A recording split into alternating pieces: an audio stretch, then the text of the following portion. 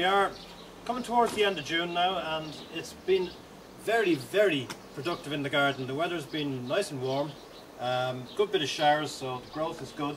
And this sunny patio here has been producing potatoes up to the last couple of weeks, and I've planted in the same bags now the courgettes, having harvested the potatoes, and they're coming into flower, these courgettes already in fact, so we'll get fruit from them hopefully soon enough.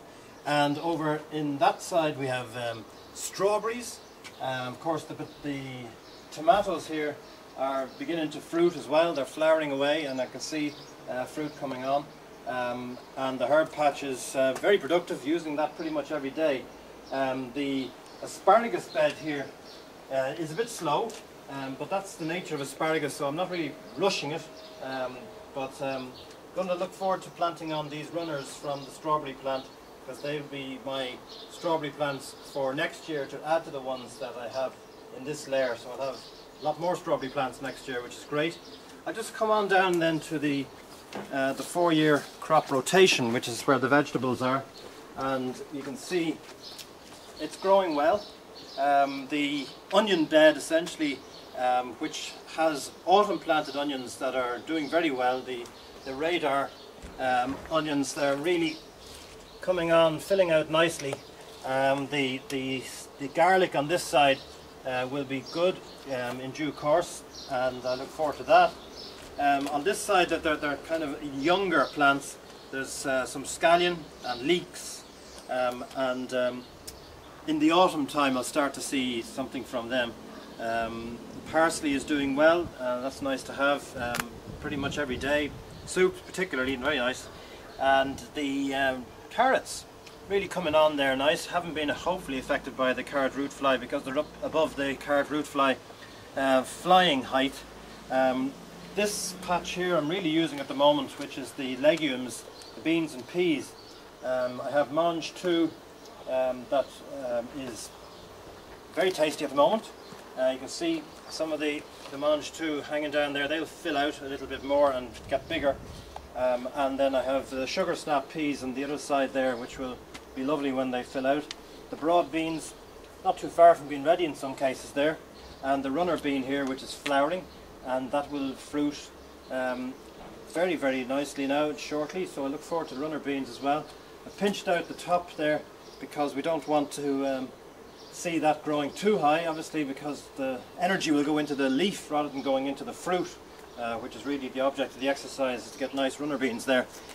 This side here I have the cabbage family, and along with the carrot there in the pot, which is separate, but in the front the purple sprouting broccoli, that'll be for the winter time now, which will be fine.